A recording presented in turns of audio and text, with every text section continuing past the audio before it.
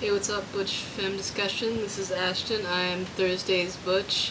I apologize in advance if I don't post this until Friday, sometime Friday night, because I have a thermodynamics midterm tomorrow that I have to bust my ass to study for, and I have a massive lab report due tomorrow. So I'm really caught up with school stuff right now, and I just took a fluid mechanics midterm this morning, so I apologize if I'm a little on the brain dead side. I'll try to get through this without too many pauses or anything like that. Okay, so this week's topic is relationships. Good relationships, bad relationships, what makes them good, bad, etc. I guess as far as a little background on me,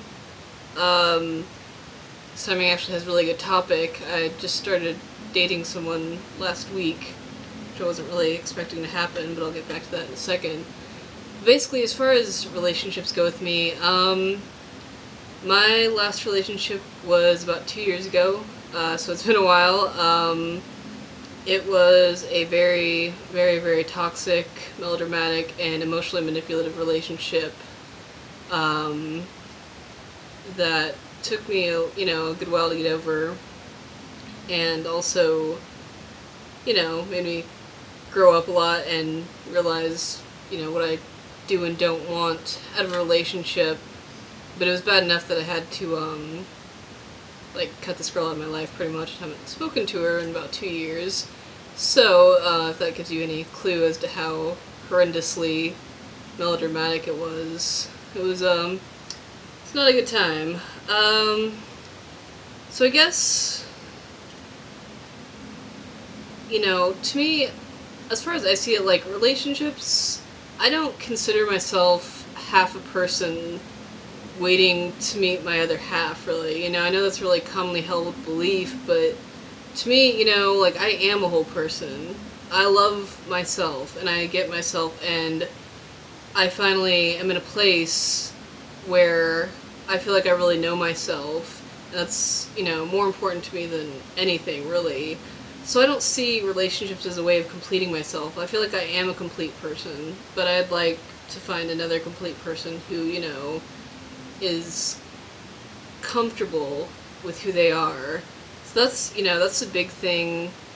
I think that you kind of have to have that fundamentally to, not necessarily that you have to not view it as, you're half person looking for another half, but that I think it's really important to be with someone who has a good idea of who they are, and what they want to do with their lives. I don't know, I guess it just seems to me like a lot of people at this age just jump into relationships with whoever will have them, pretty much, and that's never really been my cup of tea. I'm a pretty independent person, I just certainly don't dislike being in relationships, but I'm not going to settle for someone that I'm not really that into, which is why I haven't really been serious about anyone in the last 2 years, until kind of, recently, but we'll see how that goes. That's yet to be determined. Let me see. I guess to me the number one thing would be respect.